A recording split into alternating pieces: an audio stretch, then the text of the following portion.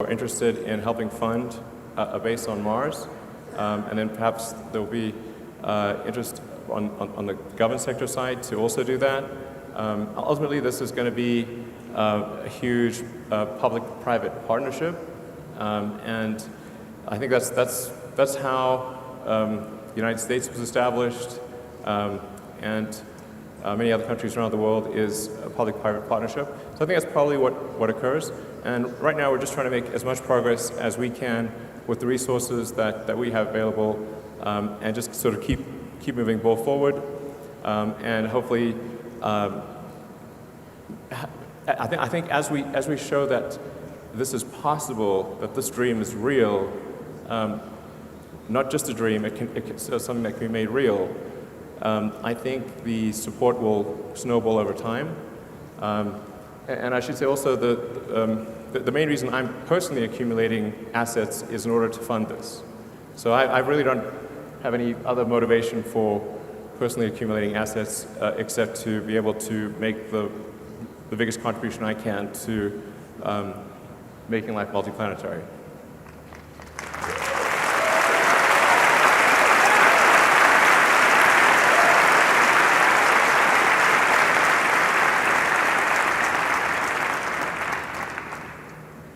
Timelines. I'm not the best at this sort of thing. But just to show you where we started off, in 2002, SpaceX basically consisted of carpet and a mariachi band. That was it. That's all of SpaceX in 2002. As you can see, I'm a dancing machine.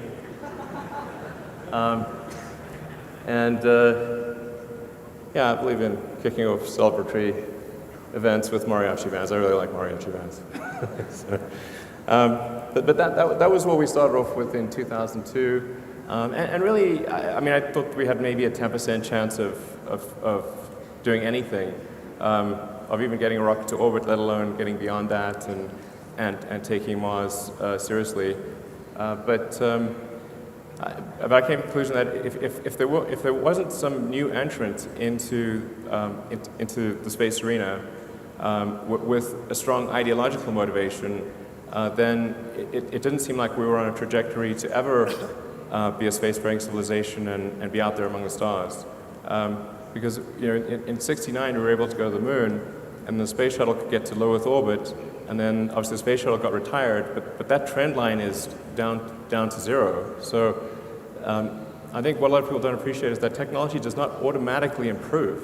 It only improves if a lot of really strong engineering talent is applied to the problem that it improves. And there are many examples in history where civilizations have reached a certain technology level and then have fallen well below that, and then recovered only millennia later. So we go from 2002, where we basically were clueless, and developed with Falcon 1 the smallest useful orbital rocket that we could think of, which would deliver half a ton to orbit. And then 4 years later, we developed and built the first vehicle. So we developed the main engine, the upper stage engine, the airframes, the fairing, and the launch system, and had our first attempt at launch in 2006, which failed. So that lasted about 60 seconds, unfortunately. But 2006, 4 years after starting, is also when we actually got our first NASA contract. And I just want to say I'm incredibly grateful to NASA for supporting SpaceX. Despite the fact that our rocket crashed, it was awesome. I'm NASA's biggest fan. So thank you very much to the people that had the faith to do that. Thank you.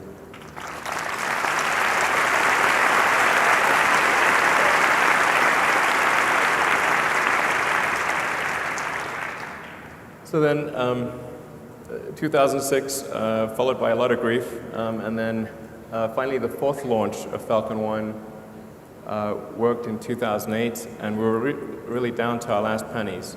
In fact, I only thought I had enough money for 3 launches, and the first 3 bloody failed. We were able to scrape together enough to just barely make it and do a 4th launch. And that, thank goodness that 4th launch succeeded in 2008. That was a lot of pain. And then also at the end of 2008 is when NASA awarded us the first major operational contract, which was for resupplying cargo to the space station and bringing cargo back. Then a couple of years later, we did the first launch of Falcon 9, version 1. And that had about a 10-ton to orbit capability, so it was about 20 times the capability of Falcon 1. And also was designed to carry our Dragon spacecraft. Then 2010 is our first mission to the space station, so we were able to finish development of Dragon and dock with the space station in 2010.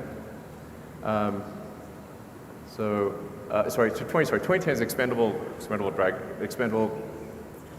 Dragon. 2012 is when we delivered and returned cargo from the space station. 2013 is when we first started doing vertical takeoff and landing tests. And then 2014 is when we were able to have the first orbital booster do a soft landing in the ocean.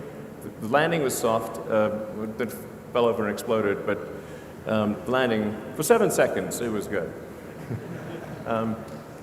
And we also improved the capability of the vehicle from 10 tons to about 13 tons to LEO. And then 2015, well, last year, in December, that was definitely one of the best moments of my life when the rocket booster came back and landed at Cape Canaveral. So that was really, yeah,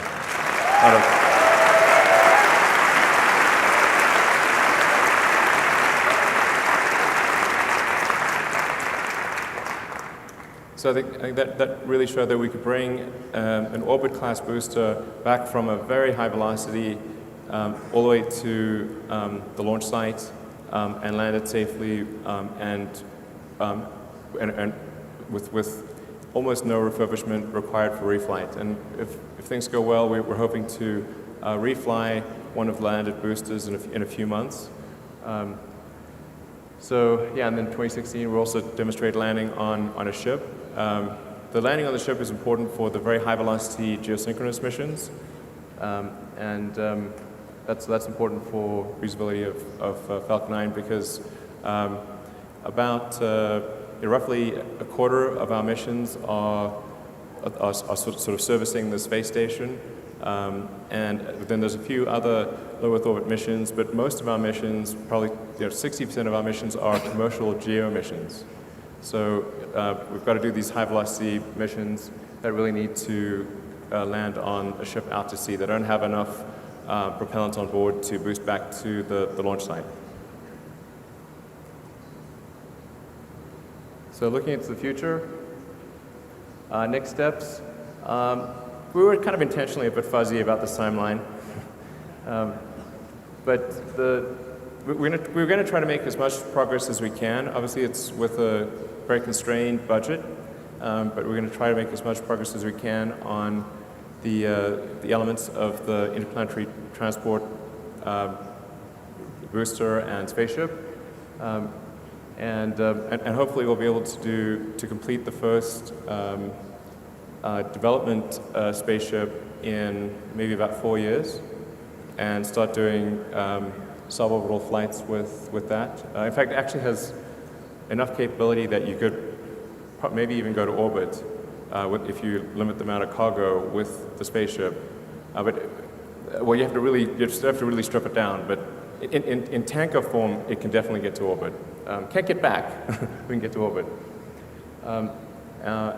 It actually starts thinking like maybe there is some market for really fast transport of stuff around the world. Provided we can land somewhere where noise is not a super big deal. Rockets are very noisy. But we could transport cargo to anywhere on Earth in 45 minutes at the longest. So most places on Earth would be maybe 20, 25 minutes. So maybe if we had a floating platform out off the coast of, say, off the coast of New York, say 20, 30 miles out, you could go from, New York to Tokyo in, 25 minutes. Cross the Atlantic in 10 minutes. Really, most of your time would be getting to the ship. And then it'd be real quick after that. So there's some intriguing possibilities there, although we're not counting on that. And then development of the booster. We actually think the booster part is relatively straightforward because it amounts to a scaling up of the Falcon 9 booster. So we don't see a lot of sort of showstoppers there. But then trying to put it all together and make this actually work for Mars. If things go super well, it might be kind of in the 10-year time frame. But I don't want to say that's when it will occur. It's like there's a huge amount of risk. It's going to cost a lot. Good chance we don't succeed, but we're going to do our best and try to make as much progress as possible. And we're going to try to send something to Mars on every Mars rendezvous from here on out. So Dragon 2, which is a propulsive lander, we plan to send to Mars in a couple of years, and then do probably another Dragon mission in 2020. In fact, we want to establish a steady cadence that there's always a flight leaving, like it's a train leaving the station. With every Mars rendezvous, we will be sending a Dragon, at least a Dragon to Mars, and ultimately the big spaceship. So if there are people that are interested in putting payloads on Dragon, you can count on a ship that's going to transport something on the order of at least 2 or 3 tons of useful payload to the surface of Mars.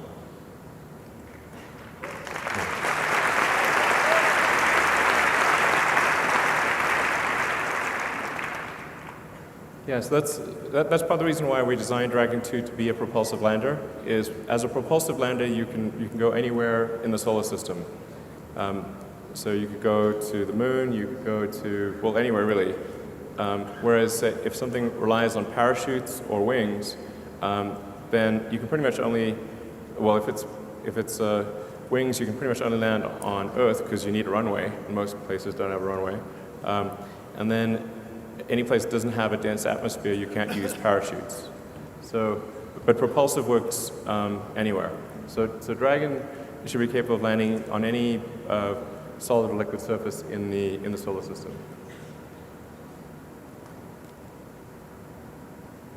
And then I was really excited to see that the team managed to do the all-up Raptor engine firing in advance of this conference. I just want to say thanks to the Raptor team for really working 7 days a week to try to get this done in advance of the presentation.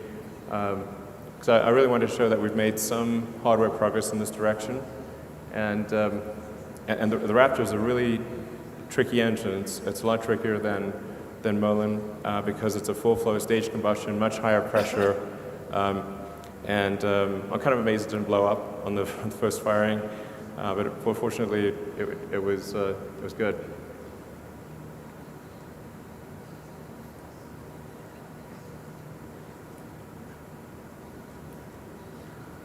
It's kind of interesting to see the Mach diamonds forming.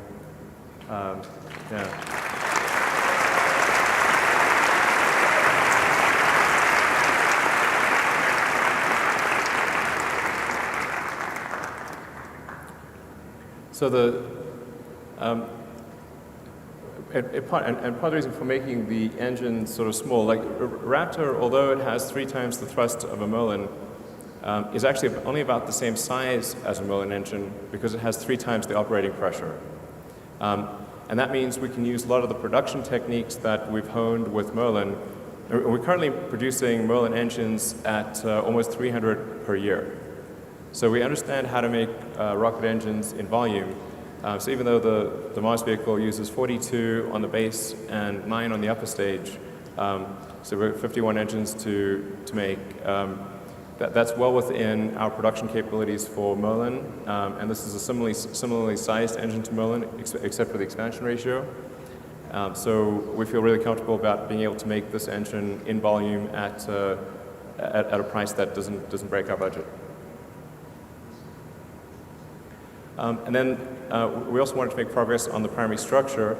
So as I mentioned, this is really a very difficult thing to make, is to make something out of carbon fiber. Even though carbon fiber has incredible strength to weight, when you want to then put super cold liquid oxygen and liquid methane, particularly liquid oxygen, in the tank, it's subject to cracking and leaking, and it's a very difficult thing to make. Just the sheer scale of it is also challenging, because you've got to lay up the carbon fiber in exactly the right way on a huge mold, and you've got to cure that mold at temperature, and then it's just really hard to make large carbon fiber structures that can do all of those things and carry incredible loads.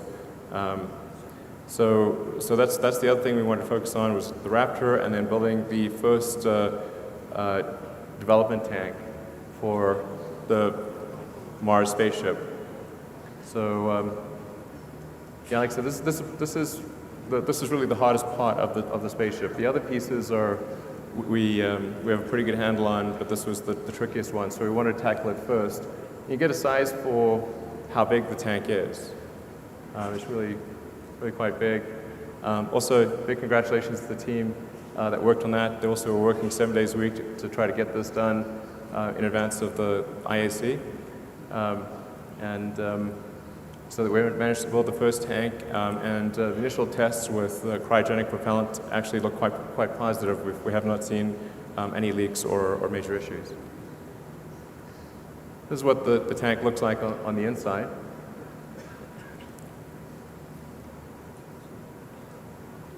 So you can get a real sense for just how big this tank is.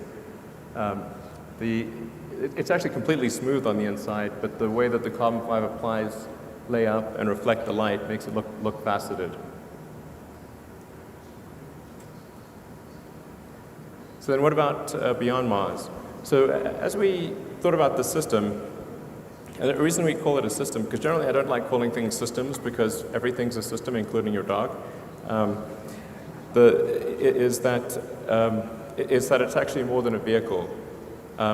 There's obviously the rocket booster, the spaceship, the tanker, and the propellant plant, the in situ propellant production. If you have all of those 4 elements, you can actually go anywhere in the solar system by planet hopping or moon hopping. So by establishing a propellant depot in the asteroid belt or on one of the moons of Jupiter, you can make flights from Mars to Jupiter, no problem. In fact, even without a propellant depot at Mars, you can do a flyby of Jupiter without a propellant depot. But by establishing a propellant depot, let's say Enceladus or Europa or any of there's a few options, and then doing another one on Titan, Saturn's moon, and then perhaps another one further out on Pluto or elsewhere in the solar system. This system really gives you freedom to go anywhere you want in the greater solar system. So you can actually travel out to the Kuiper Belt, to the Oort cloud. I wouldn't recommend this for interstellar journeys, but this basic system, provided we have filling stations along the way, means full access to the entire greater solar system.